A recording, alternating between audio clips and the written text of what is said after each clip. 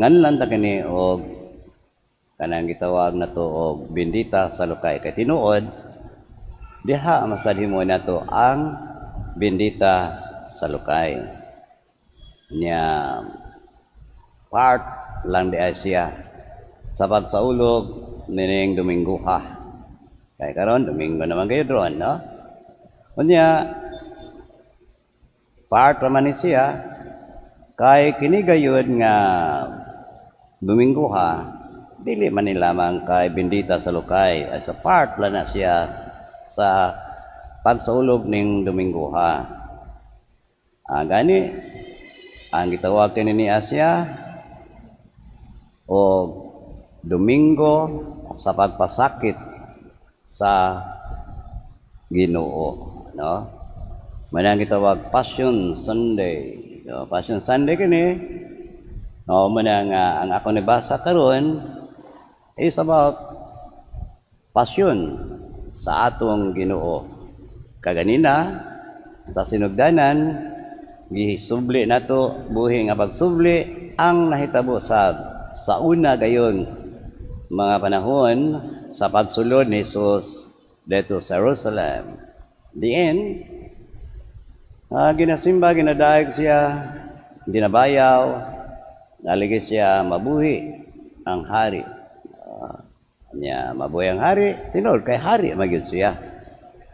Sa ilang pagila, apan atong nibaw-an sa atong pagila, dili ra gyud ay siya hari nga sama sa hari ning kalibutan na kundili hari gayod sa mga hari, King of Kings.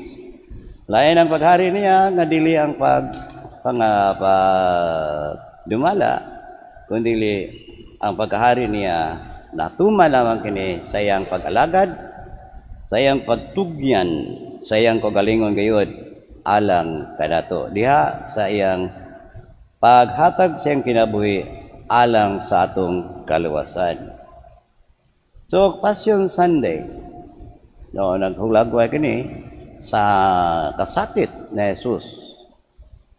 Pero makapangutanat na Diyos tinuod siya, pero tao siya, doon na siya ay balatian, doon na siya ay gibatisab nga kasakit, suffering. Pero nga naman nga naagwanta gyud niya kini hangtod gayud sa pag lansang niya sa cross. Giagwanta niya, nakagwanta siya kapanahon nga siya dito sa Getsemane. Nag-ampo siya ngadto. Nakikinabi siya sa atong Ginoo, nakaingon kay siya out of depression tingali to. Nga nakaingon siya, Ginoo kun galing mawaon ta ni. Kuha na lang ni.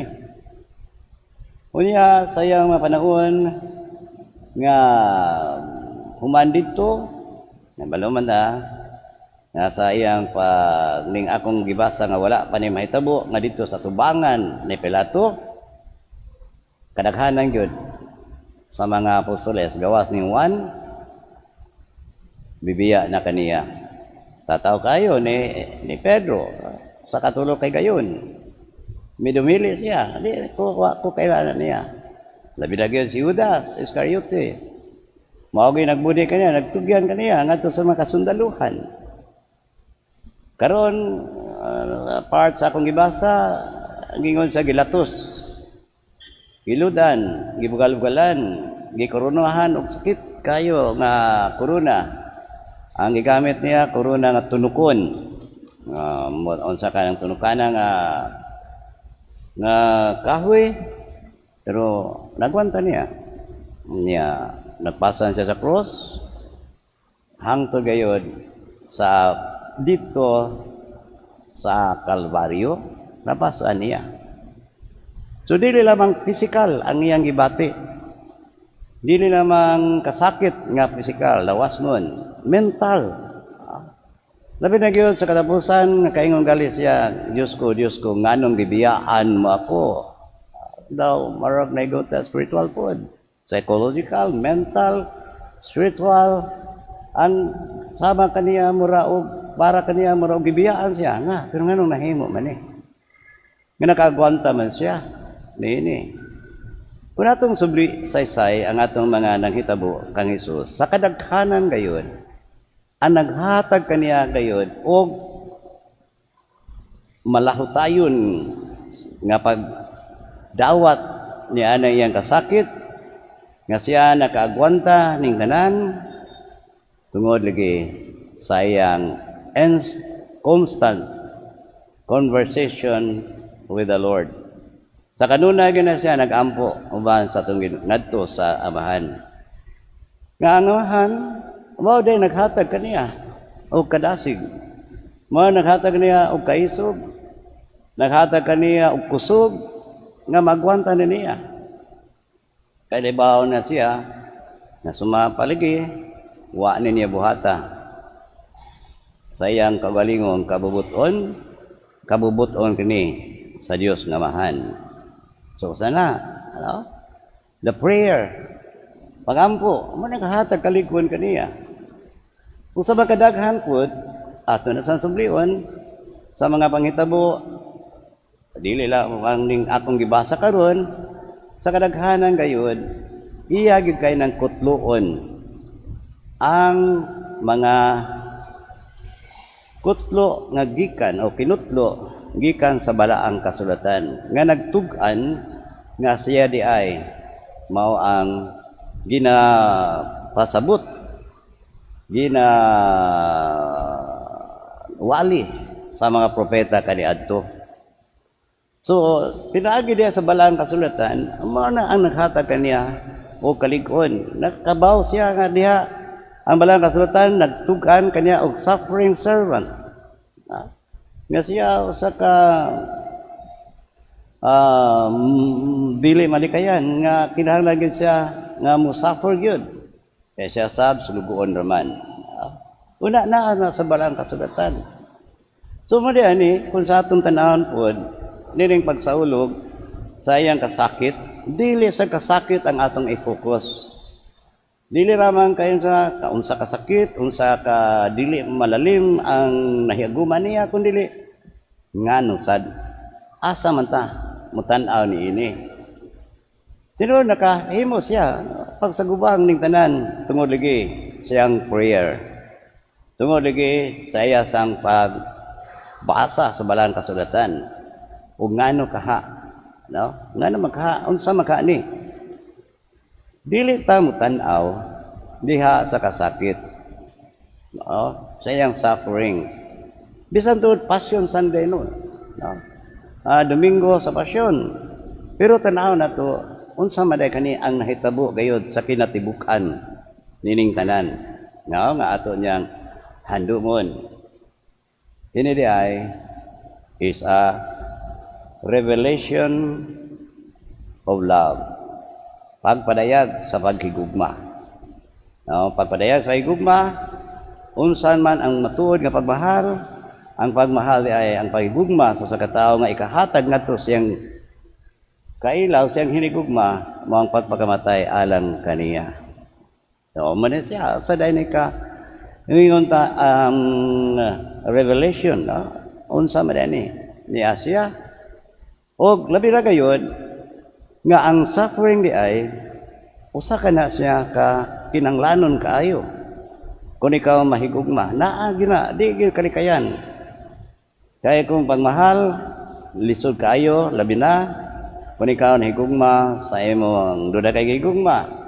Aba nakabangi mo lisod kaayo. Ibalik ang komunikasyon. O lisod kayo ang ikabalik nga makag-istoryahay ka mo.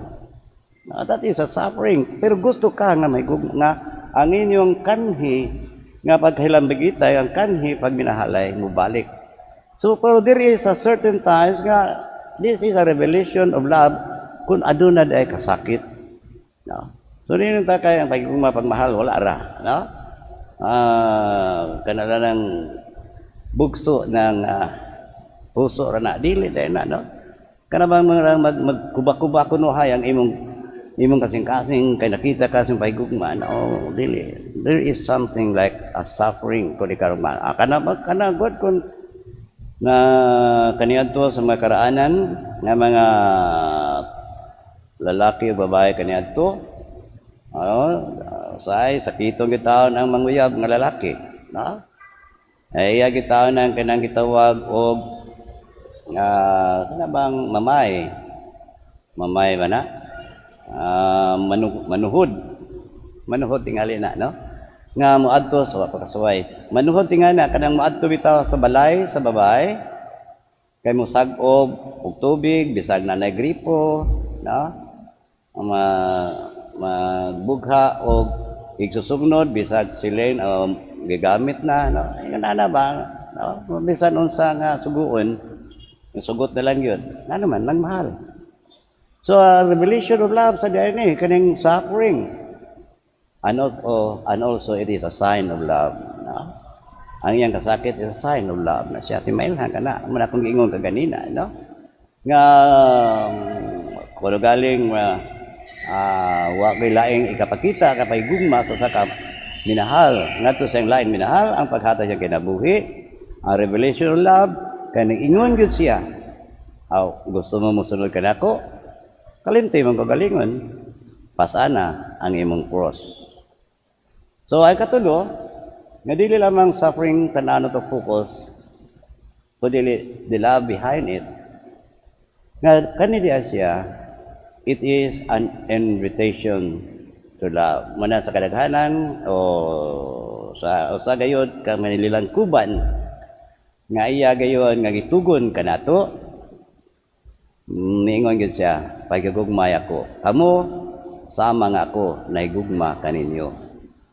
So tinuod Passion Sunday ron. Pero this is a love Sunday, no? Kaya pagigugma man ang hisgutan sa it is a sign of love. It is a revelation about love, and it is an invitation to love. So, bendita sa Lokay, Passion Sunday, makaingon sa kita, this is a love Sunday. Nagatuwa ko sa Dios